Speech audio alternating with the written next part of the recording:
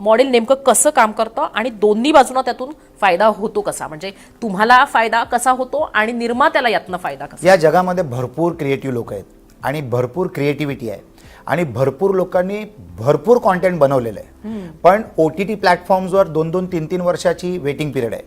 Plus OTT प्लॅटफॉर्मवर तुम्हाला तुमच्या कॉन्टेंटला न्याय मिळत नाही. त्या लोकांना 1 रुपयाची वस्तू 25 पैशाला पाहिजे असते आणि लोक तरी देतात, मजबुरीने देतात, कारण भाजी त्यांच्या मार्केटसारखं. भाजी मार्केटसारखं ते झालंय. कारण ते कॉन्टेंट तुमच्याकडे कुजवून ठेवण्यापेक्षा जर तुम्ही कुठेतरी वापरलं त्याला तर म्हणजे तुमच्या कष्टाला न्याय मिळू शकतो. परंतु तुम्ही you get sold very cheap असं न करता कंटेंटला पण एक्सपायरी असते. कंटेंटला पण एक्सपायरी असते. एखादा विषय जर मी एक लाईव्ह टॉपिक जर घेतला, जर तो योग्य वेळे जर मी रिलीज नाही केला तर दॅट कॉन्टेंट लुजेस चार्म.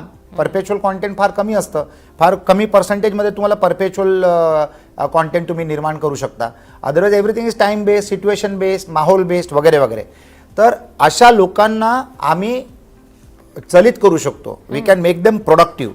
हे आमचं वैशिष्ट्य आहे आणि याच्यासाठीच आम्ही क्रिएटर्सना पाठिंबा देण्याचा हा व्यवसाय सुरू केलेला आहे. आमच्याकडे येणारी जी लोक असतात त्यांना त्यांच्या कॉन्टेंटलाच मॉनिटाईज करायचं असतं म्हणून ते आमच्याकडे येतात.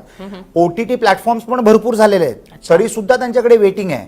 YouTube एक मात्र असा प्लॅटफॉर्म आहे जिथे प्रत्येक मिनिटाला 500 तासांपेक्षा जास्ती कॉन्टेंट अपलोड होतो.